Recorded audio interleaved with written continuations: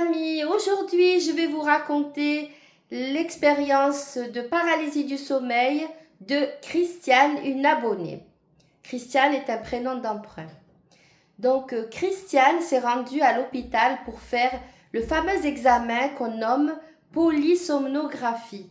En fait, elle est attachée par des électrodes un peu partout et il y a des appareils de mesure pour voir un peu comment elle dort, comment elle respire, comment son cœur bat, enfin, toutes ces constantes-là. Et tout ce fonctionnement de son corps, son fonctionnement donc cérébral, neurologique. Ce qui se passe, c'est que cette nuit-là, donc l'infirmière lui a placé donc les appareils, les électrodes, et elle est partie se coucher. Eh bien, dès qu'elle a dormi, elle a posé la tête sur l'oreiller. Elle dit qu'elle a fait une paralysie du sommeil.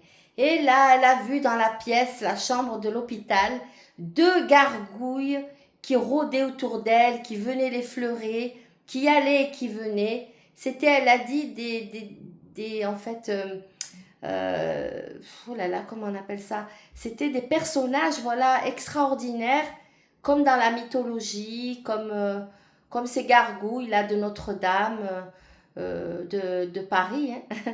Et en fait, elle était terrorisée. Elle dit que le matin, elle en a parlé avec une infirmière, mais celle-ci a eu un sourire.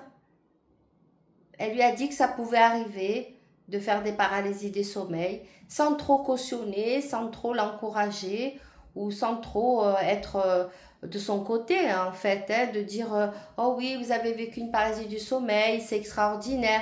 Non, elle n'a pas relevé plus que ça.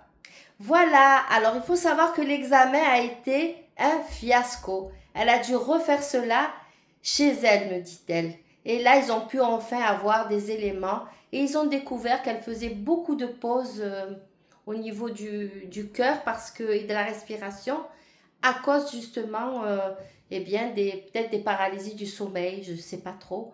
Je n'ai pas trop demandé parce que par pudeur, hein, je n'ai pas voulu trop creuser avec elle. J'ai pris simplement ce qu'elle a bien voulu me dire.